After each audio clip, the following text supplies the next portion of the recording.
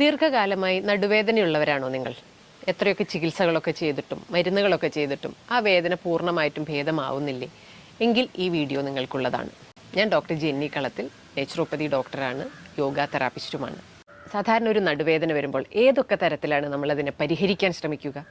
ചിലപ്പോഴൊക്കെ എണ്ണ പുരട്ടി ഒന്ന് ചൂട് വയ്ക്കും, അല്ലെങ്കിൽ വേദന കുറയ്ക്കാനായിട്ടുള്ള പലതരത്തിലുള്ള ലേപനങ്ങൾ, ബാമുകളൊക്കെ പുരട്ടി നോക്കും.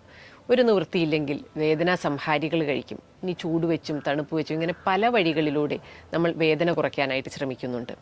ദീർഘകാലമായിട്ടുള്ള നടുവേദനകൾ എന്തുകൊണ്ടാണ് മരുന്നുകളാൽ പരിഹരിക്കപ്പെടാത്തത്?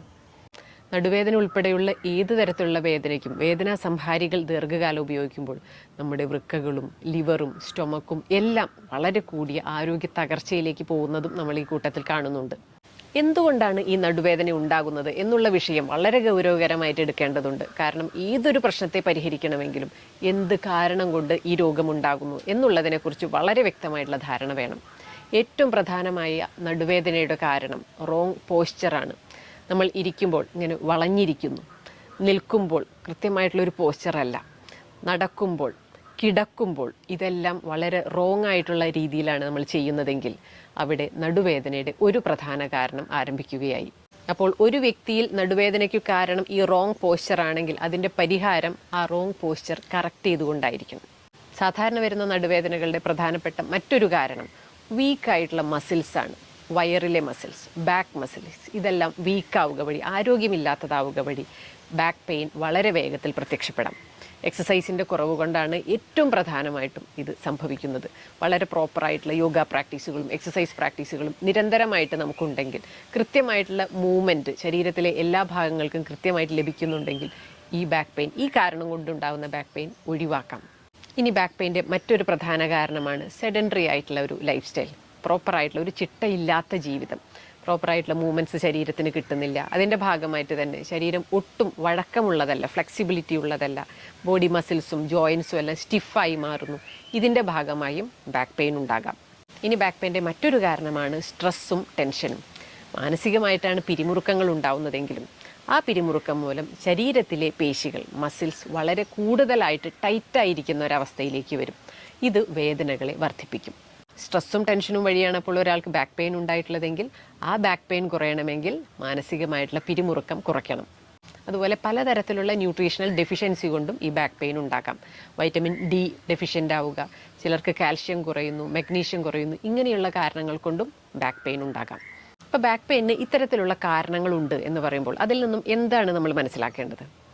ബാക്ക് പെയിൻ എന്ന് പറയുന്ന ആ ഒരു വേദന എല്ലാവർക്കും സെയിം ആണെങ്കിലും പലരിലും ഈ രോഗത്തിൻ്റെ കാരണം, ഈ പ്രശ്നത്തിൻ്റെ കാരണം വ്യത്യസ്തമായിരിക്കാം. എല്ലാവർക്കും ഒരേ മരുന്ന്, വേദനാ സംഹാരി എന്ന് പറയുന്ന ഒന്ന് മാത്രം നൽകിക്കൊണ്ട് ഈ ഒരു രോഗത്തെ പെർമനൻ്റ് ആയിട്ട് നമുക്ക് ഒരിക്കലും സോൾവ് ചെയ്യാൻ സാധിക്കില്ല. കാരണം എന്താണ്? ഓരോരുത്തരിലും ഉണ്ടായിട്ടുള്ള ബാക്ക് പെയിൻ്റെ കാരണങ്ങൾ വ്യത്യസ്തമായിരിക്കാം.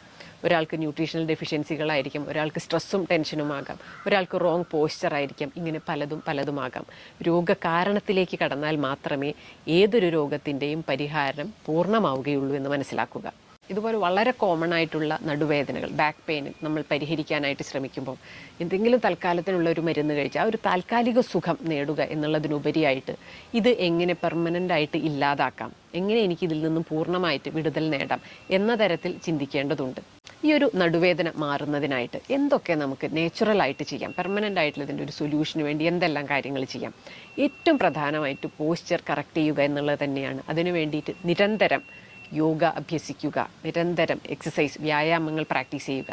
അതിലൂടെ ശരീരത്തിൻ്റെ ആ ഒരു പോസ്ചർ വളരെ പ്രോപ്പറായിട്ടുള്ളൊരവസ്ഥയിലേക്ക് നമ്മൾ അറിയാതെ തന്നെ വളരെ സ്വാഭാവികമായിട്ട് കയറി വരും.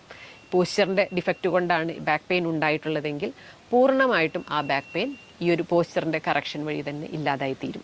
ഇനി ശക്തമായിട്ടുള്ള നടുവേദനയുള്ള സമയത്ത് വേദനയും വീക്കവും ഒക്കെ, ഇൻഫ്ലമേഷനും ഒക്കെ പെട്ടെന്ന് കുറയുന്നതിനായിട്ടുള്ള ചെറിയൊരു ചികിത്സ കൂടി പറഞ്ഞു തരാം.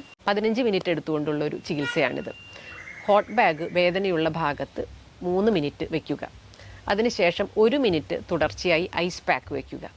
വീണ്ടും 3 മിനിറ്റ് ചൂട്, 1 മിനിറ്റ് തണുപ്പ്, വീണ്ടും 3 മിനിറ്റ് ചൂട്, 1 മിനിറ്റ് തണുപ്പ്. ഈ ഒരു രീതിയിൽ ഓൾട്ടർനേറ്റ് ആയിട്ട് ഹോട്ട് ആൻഡ് കോൾഡ് പാക്കുകൾ വയ്ക്കുക 15 മിനിറ്റ്. ഈ ഹോട്ട് ആൻഡ് കോൾഡ് തെറാപ്പി ഒരു 15 മിനിറ്റ് ചെയ്ത് കഴിയുമ്പോഴേക്കും വേദനയ്ക്കെല്ലാം വളരെയധികം ആശ്വാസം എല്ലാവർക്കും ലഭിക്കും.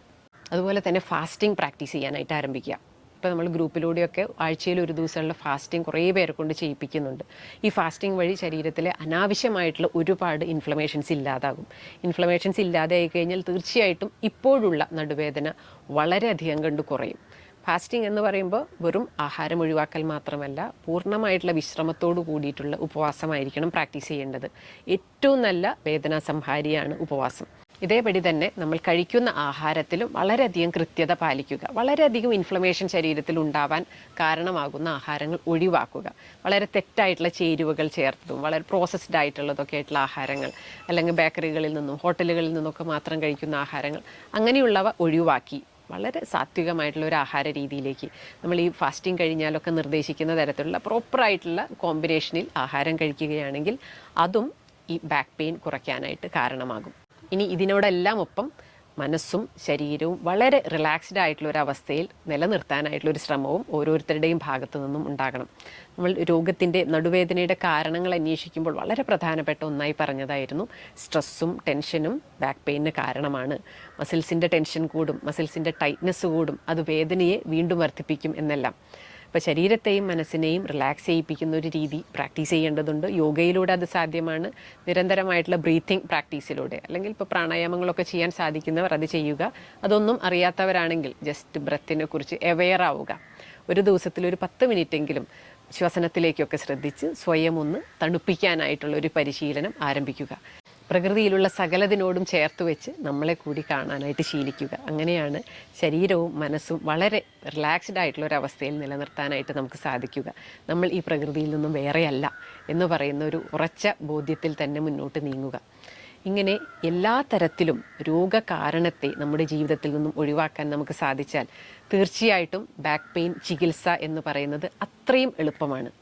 ഒരു തരത്തിലുള്ള വേദനാ സംഹാരികളുടെയും ചികിത്സകളുടെയും സഹായമില്ലാതെ ഒരുപാട് പേരുടെ ബാക്ക് പെയിൻ വളരെ നേച്ചുറൽ ആയിട്ടുള്ള രീതിയിൽ പരിഹരിക്കാൻ സാധിച്ചിട്ടുണ്ട്. അതുകൊണ്ട് തന്നെ വളരെ ധൈര്യമായിട്ട് എനിക്ക് നിങ്ങളോട് പറയാനായിട്ട് സാധിക്കും, ഒരു ബാക്ക് പെയിൻ ഉണ്ടെങ്കിൽ അത് എങ്ങനെയെങ്കിലും പരിഹരിക്കാൻ ശ്രമിക്കാതെ എന്ത് കാരണം കൊണ്ടാണ് എനിക്ക് ഈ ബാക്ക് പെയിൻ വന്നിട്ടുള്ളത് എന്ന ഒരു അന്വേഷണം നടത്തുക.